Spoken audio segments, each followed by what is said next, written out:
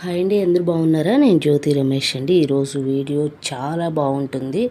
అన్నీ కూడా useful tips అండి, అందరిలలో ఉపయోగపడేవి. ఇప్పుడైతే వీడియోలోకి వెళ్దాం.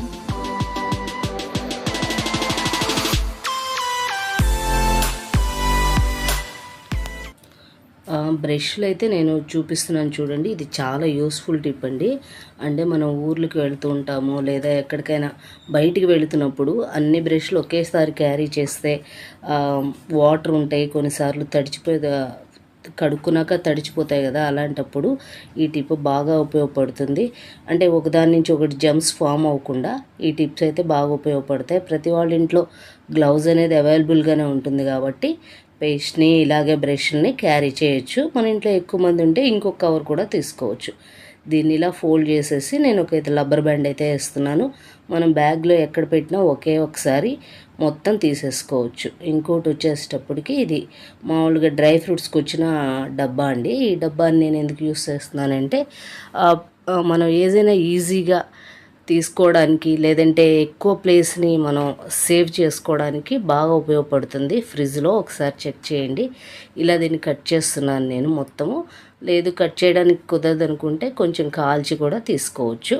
ఇలా పెట్టుకోవచ్చు, లేదంటే నేను దీన్ని 2 భాగాలుగా చేస్తున్నాను. ఇలా కూడా యూస్ చేసుకోవాలనుకున్నప్పుడు చూడండి, ఇలా మొత్తం కట్ చేసిన తర్వాత నిజంగా ఎంత యూస్ఫుల్ అంటారో మీరే చూడండి.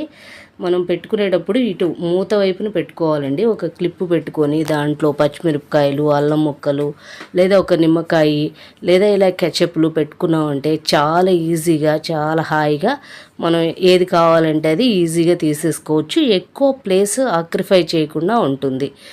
కొంచెం వాటిల్లో బాగుంటుంది. క్లిప్ పెట్టుకుంటే సరిపోతుంది. పేపర్ క్లిప్ అయినా, మామూలు బట్టల క్లిప్ అయినా యూస్ చేసుకోవచ్చు. ఇదైతే నిజంగా చాలా ఉపయోగం అండి.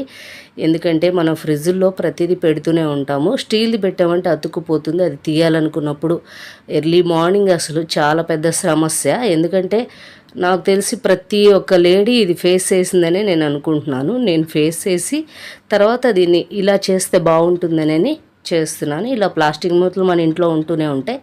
దాని మీద కానీ ఇలా పెట్టుకున్నామంటే చూడండి, ప్లాస్టిక్ పెడితే ఎంత ఈజీగా లేచి వస్తాయో, స్టీల్ పెడితే మాత్రం అంత ఈజీగా అయితే రావు. ఒకసారి టిప్పు ట్రై చేసి చూడండి, చాలా ఉపయోగపడుతుంది. దోమల గురించి అయితే ఇదండి. దోమలు చిన్న చిన్న పురుగులు, బొద్దింకలు ఉన్నాయంటే ఇలా చిన్నులపై తొక్కుని పారేయకుండా సేవ్ చేసి పెట్టేసి పక్కన పెట్టుకోండి. ₹1 ఖర్చు లేకుండా దోమల్ని ఈజీగా తరిమేయచ్చు. అంతేకాకుండా చిన్నపిల్లలు ఉన్న ఇంట్లో మస్కిటో కాయిన్స్ కానీ ఇలాంటివి పెట్టకూడదంటారు కదా, వాళ్ళకు కూడా ఊపిరి ఆడకుండా ఉంటుంది. ఇలా ఒకసారి చేసి చూడండి. నేను ఆల్రెడీ ఒక టిప్ అయితే షేర్ చేశాను. మళ్ళీ ఇది కూడా చిన్నులపై తొక్కులతో ఉపయోగపడుతుందని చూపిస్తున్నాను. కొంచెం అయితే నేను వెలిగించి చూపిస్తున్నాను చూడండి. ఇలా వేసి కొంచెం పొగొచ్చేలా పెడితే సరిపోతుంది. దీంట్లో నేను ఇంకా వేద్దాం అనుకున్నాను, నా దగ్గర అవైలబుల్గా లేక వేయలేదు. నీము ఆకులు వేస్తామంటే వేపాకులు చాలా ఉపయోగకరంగా ఉంటుంది. థ్యాంక్ యూ ఫర్ వాచింగ్ అండి. Thank you so much.